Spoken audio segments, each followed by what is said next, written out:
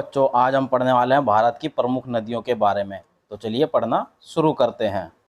तो सबसे पहले नंबर पर जो नदी है बच्चों, वह है सिंधु नदी, जो इसकी लंबाई लगभग 3000 किलोमीटर है और वह भारत के जम्मू कश्मीर से होते हुए पाकिस्तान के रास्ते अरब सागर में जाके गिरती है। और दूसरे नंबर पर जो सबसे प्रमुख नदी है भारत की बच्चों, वह है ब्रह्मपुत्र नदी, जिसकी लंबाई लगभग 2900 किलोमीटर है और यह तिब्बत, भारत तथा बांग्लादेश से होकर बहती है और गंगा नदी में मिलकर बंगाल की खाड़ी में गिर जाती है। और तीसरी भारत की प्रमुख नदी है बच्चों, गंगा नदी, जिसकी लंबाई लगभग 2510 किलोमीटर है और यह उत्तराखंड, उत्तर प्रदेश, बिहार, बंगाल से होकर बांग्लादेश में प्रवेश करती है और बंगाल की खाड़ी में जाकर गिर जाती है।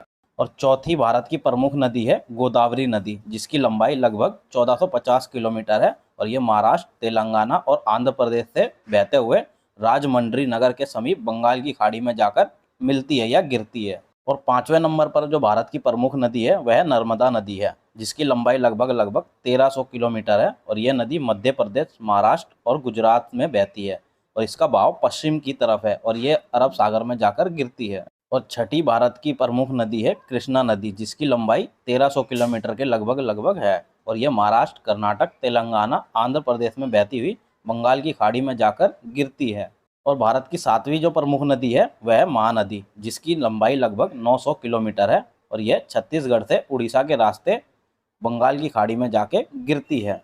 और आठवीं जो भारत की प्रमुख नदी है वह कावेरी नदी, जिसकी लंबाई 760 किलोमीटर है और यह कर्नाटक से होकर तमिलनाडु के रास्ते बंगाल की खाड़ी में जाकर गिरती है।